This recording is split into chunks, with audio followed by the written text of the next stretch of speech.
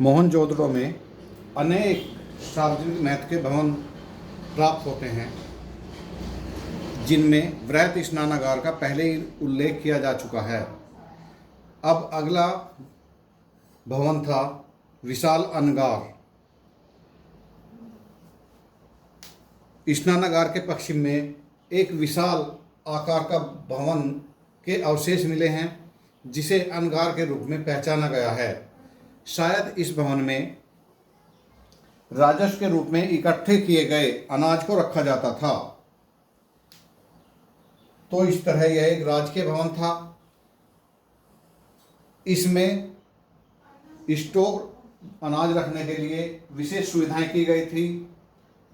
हवा के आवागमन के लिए विशेष प्रावधान थे ताकि अनाज खराब ना हो, और अनाज रखने के लिए और हटाने के लिए भी इस तरह के रास्ते बनाए गए थे जो आधुनिक युग में देखने को मिलते हैं। अनगार के उत्तर में एक बड़ा सा चबूतरा बनाया गया था जिस पर अनाज रखा जाता होगा। अनगार का फर्श पक्की ईंटों का बनाया गया था और इसकी छत यानी कि ऊपरी आवरण बांस से बनाया गया था, जो अब गल गया या नष्ट हो गया है। इस तरह के अवशेष और सभ्यताओं में बहुत कम देखने को मिलते हैं। इसका आकार, अनगार का आकार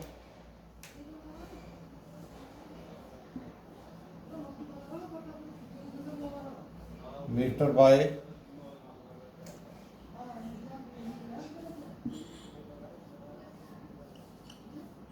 मीटर था और ये एक विशाल आकार का अनगार था। इसके बाद सभा भवन। सभा भवन भी उस समय का एक विशाल सार्वजनिक भवन था। ऐसा अनुमान लगाया जाता है कि सभा भवन में इकट्ठे होकर लोग राजनीतिक रूप से शासन संचालन करते होंगे। हालांकि मैके ने सभा भवन को बाजार के रूप में भी प्रतिबिंबित करने का प्रयास किया है। सभा भवन में जो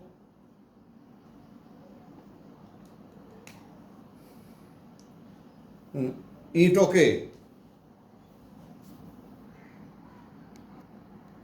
सभा भवन में 20 ईंटों के स्तंभ बने थे, जिनके अवशेष हमें आज भी प्राप्त होते हैं। सभा भवन दुर्ग के दक्षिण में स्थित था, जिसका आकार 27 बाई 27 मीटर था और ये 5 पंक्तियों में विभक्त था। प्रत्येक में 4 स्तंभ थे और उनके अंदर बैठने के लिए चौकियां बनाई गई थी। इसी आधार पर यह माना जाता है कि यह या तो बाजार रहा हो या सभा भवन हो। वैसे ज़्यादातर विद्वान इसको सभा भवन ही मानते हैं।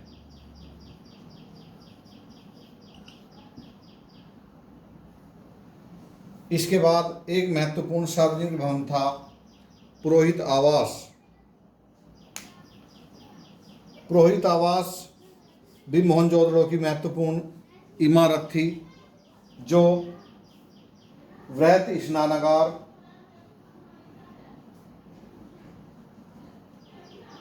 के पास ही स्थित थी।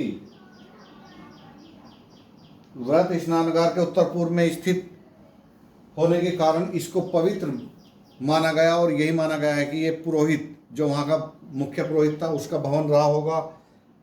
इस भवन का आकार 17.1 बाय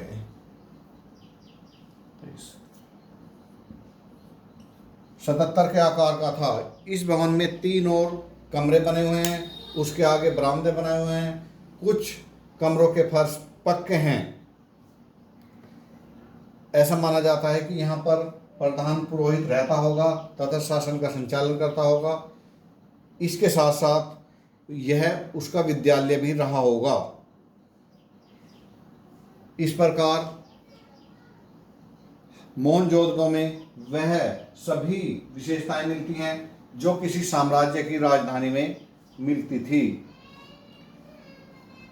अब मोहनजोदड़ो में क्योंकि अधिकांश पक्की ईंटों का प्रयोग किया गया है,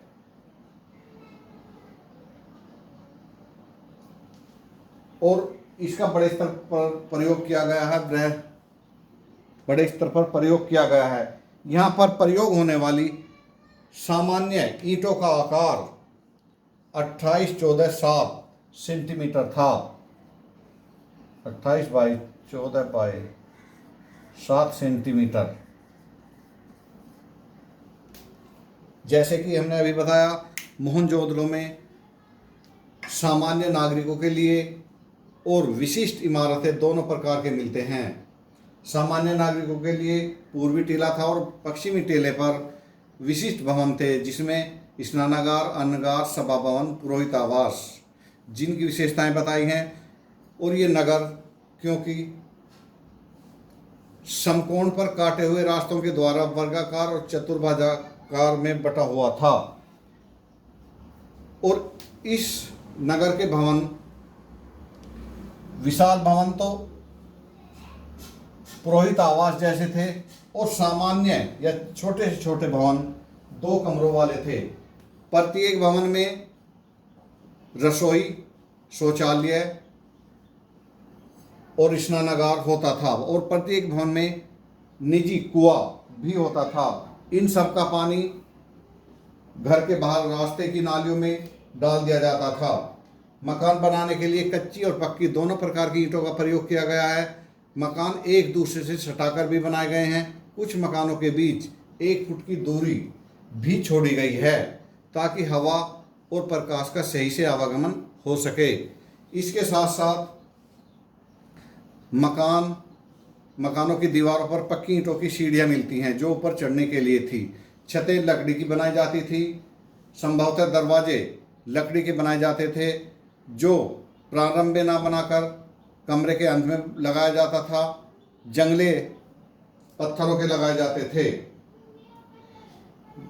मकान के मुख्य दरवाजे सड़क पर न खुलकर अंदर गलियों में खुलते थे।